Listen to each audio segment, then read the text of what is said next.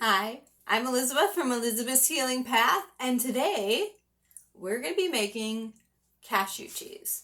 Now, when I was deciding what order to do recipes and which recipes to include, I wanted to use recipes that you could use in multiple different ways that you can constantly adapt. For example, this cashew cheese, we're about to put into our kale chips. It's also something that's really good on the sandwiches once we get to the lunch portion. So I wanted to start with cashew cheese because you could also have it with crackers. So having it in your fridge is a nice way just to be able to use it in multiple different ways. It is one of my favorite snacks, cashew cheese and crackers. Oh, it's the best. Okay, so let's get started. So the first thing I do is I have 2 cups of cashews, and I'm about to drain them, that I've soaked in just for about an hour. And I'm going to throw it in. I'm going to gently allow it to cascade into the blender. And then I'm going to put in 1 cup of water. Now this is reverse osmosis water, distilled water, whatever you want to use. Because when they soak the cashews, I just use tap. Otherwise, I like to be picky about my water. Next step is a probiotic powder. Now I'm using this Body Ecology Bifidus blend, but you can use any probiotic that you desire. Also, Health Force has a really amazing probiotic, as I hear.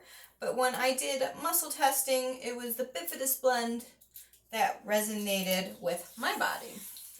And that's a whole nother rabbit hole situation to get into for me to explain muscle testing. You'll have to Google it.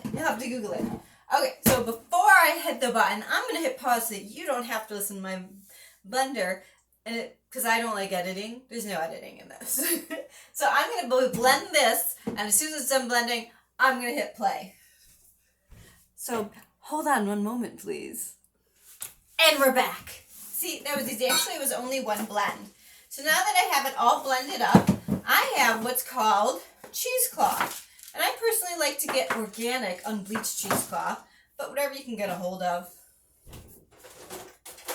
And we're going to need to cut this. So you're going to have to pick a colander or something that you can use. You want to strain out some of that liquid. I know it's counterproductive, but it creates the best cheese. It's still faster than making cow's milk cheese. Okay, cut. Could have cut this at a time. And I definitely could have brought in my fabric shears to do this, but they're all the way in the other room.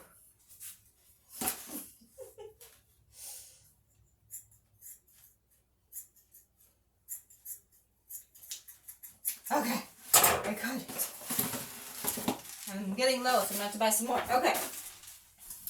So I'm going to open it up a little bit. And I probably could have used a smaller piece than this, but I'm going to put it in here. And then I'm going to put it over a bowl. So this bowl looks nice. And I'm going to scrape it all out.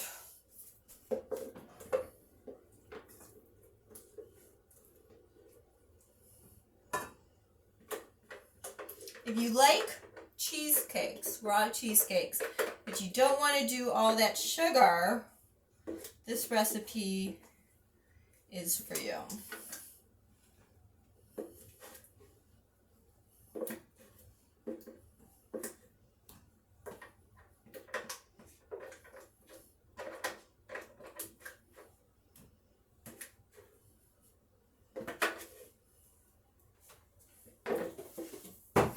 Okay, so now that that's in there, we're going to cover it. And yes, because I have a weird shaped apple colander, I have to use weird shaped lids that I've kept specifically for this purpose.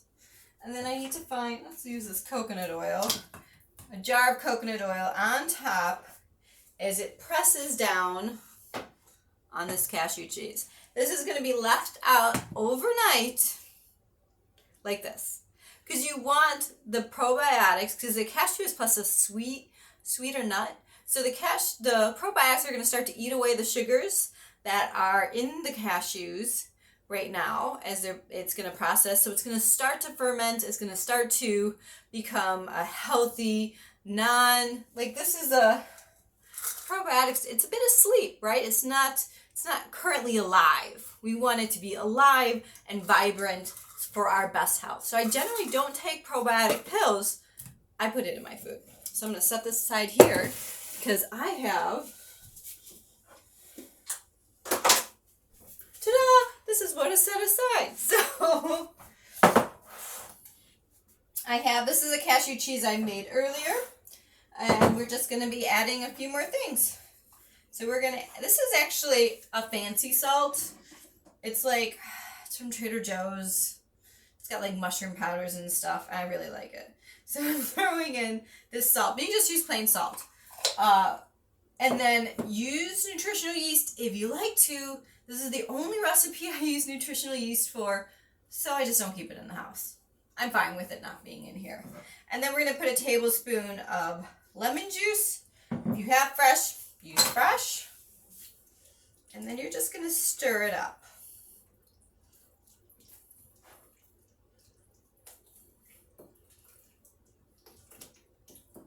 And then as you put it back in the fridge, it will harden. It'll firm up. So you get to choose 2 options of how you want this cashew cheese to look, right? I usually do both because I don't want to have to pick because it splits up. So I have this cute little ramekin. I'm going to put half of it in here. And then I have this disc here. It goes down here on this dehydrator sheet because I'm going to put the other half in the dehydrator. Now the difference, this is like a very mild cheese.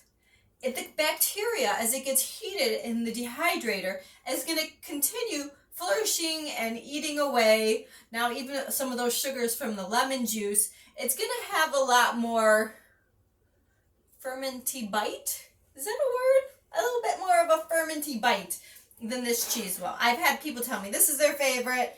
And some people think the dehydrator one is their favorite. So it's going to go in the dehydrator overnight. Usually I do maybe like 12 hours where it's like this.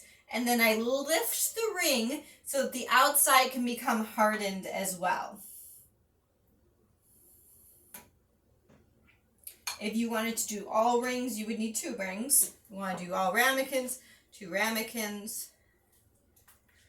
So it's 2 1-cup servings of cheese. So sometimes when my chives are in my garden, I love this guy. Where's the light? It looks really light. I love this guy with chives on top. It's my favorite. There aren't chives outside right now. Or if there was, it's under 2 feet of snow.